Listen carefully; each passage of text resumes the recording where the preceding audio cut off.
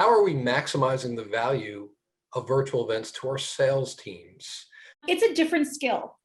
Moderating and building rapport and making a group comfortable on the virtual experience is not the same as what a salesperson is used to doing in person.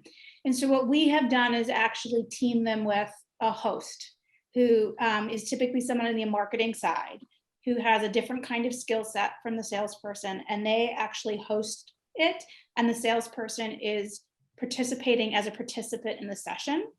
And it took a little pressure off of them to do some of the things that were uncomfortable. My hope is over time that they'll model it and that, you know, we can sort of extract the marketing person out of it. But frankly, it's good for the marketing people because we don't get in front of customers nearly as often as salespeople do or buyers. And so it's kind of been a bonus for marketers to be building rapport with customers that we might want to call on for a customer story later, or, you know, a research interview question, and salespeople to have some pressure off so they can just kind of show who they are without feeling this role. Setting expectations with the salespeople that this is not a webinar, right? Like, Yes. don't just follow up the leads later if you feel like it, because they may be good or not.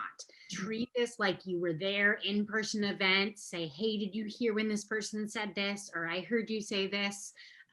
Like, use it to your advantage. Use it as a reason to call. And once again, like, this is not just a webinar. So I even did like trainings with my salespeople before, like, this is what you should be doing before, during, and after, which is totally different than going and sitting at a webinar. We actually don't really have our salespeople participate so much on the event. What's really changed is the before and the after. So before, they're much more involved. We are still ultimately building a relationship for them. We want them to build the relationship. So it's the before factor of you know, personal invitations from them, not from marketing.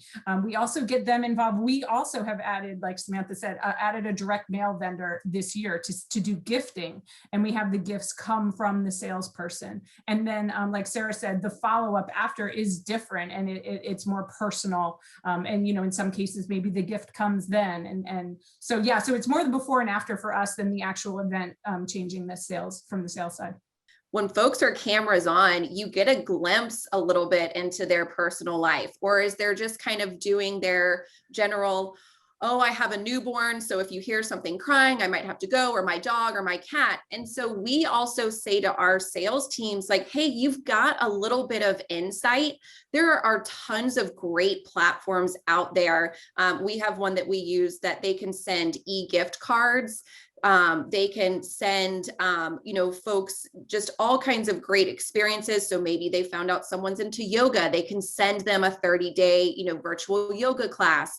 But what it does is it allows them to be super tailored and customized in their follow-up. That's not just a business discussion, but more of a, hey, you know, congratulations that it's your 10-year work anniversary. Here's a gift card from 1-800-Flowers, treat yourself.